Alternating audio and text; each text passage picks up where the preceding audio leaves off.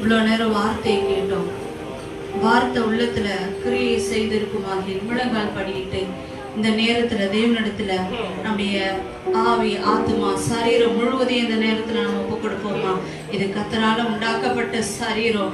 இந்த சரீரத்துல இருக்கிறதான ஆத்மாவை உயிர்ப்பிக்கும்படியாகத்தான் ஆண்டவர் சீஷர்கள் இடத்துல கடைசியாக இதோ என்னுடைய சரீரமாகிய அப்பத்தையும் என்னுடைய ரத்தத்தையும் நான் உங்களுக்காக பங்கிட்டு கொடுக்கிற, இதை நீங்கள் வாங்கி புசிக்கும் நாளில உங்களுடைய ஆத்மாவில ஒரு உயிர்த்தெழுதல் உண்டாகும் சொல்லி என்னை நினைவு கூறும்படியாக இதை கொடுக்கிறேன்னு சொல்லி கொடுத்த அந்த உடன்படிக்கையானது இன்னைக்கு இந்த நேரத்துல நமக்கு ஆண்டவர் கொடுத்திருக்கிறாரு.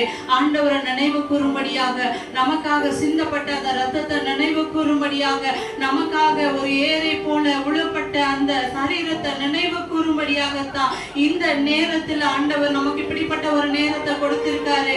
இந்த நேரத்துல நம்ம ஆராய்ந்து பார்ப்போமா? ஆண்டவரே, நான் எப்படிப்பட்டவளா இருக்கேன்பா, நான் எப்படிப்பட்டவளா இருக்கேன்பா உடைய பார்வையில. ஒருவேளை வாயினால நம்ம இன்னைக்கு அறிக்கை செய்திருக்கலாம். வாயினால அறிக்கை செய்கிறதுனால ஒரு பிரயோஜனம் இல்ல. உன் உள்ளத்தின் ஆழத்திலிருந்து என்னை நோக்கி கூப்பிடு. உன் உள்ளத்தின் ஆழத்திலிருந்து நீ அறிக்கை செய்.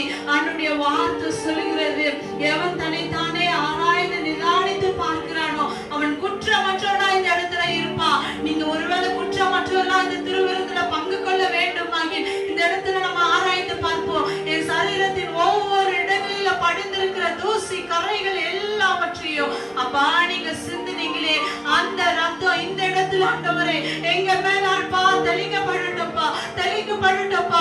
நாங்கள் குற்றமற்றவர்களாக, நாங்கள் கதிகளை அற்றவர்களாக ஆண்டவரே எங்கள் பாவங்களை கழுவுங்கப்பா, கழுவுங்க ஆண்டவரே.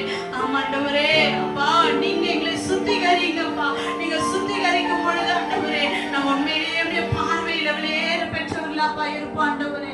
இது ஒரு சாதாரண காரியமா நாங்க உட்கார்ந்து யோசிக்கலாம் ஆண்டவரே. என்னுடைய கண்களை நிச்சயம், என்னுடைய மாம்சத்தை நிச்சயம், என்னுடைய ஜீவனத்தின் பெருமை எதுவாக இருந்தாலும் ஆண்டவரே இந்த நேரத்தில் நம்முடைய பலிபீடத்துல நாங்கள் வைத்து அறிக்கையிடுகிறோம் ஆண்டவரே.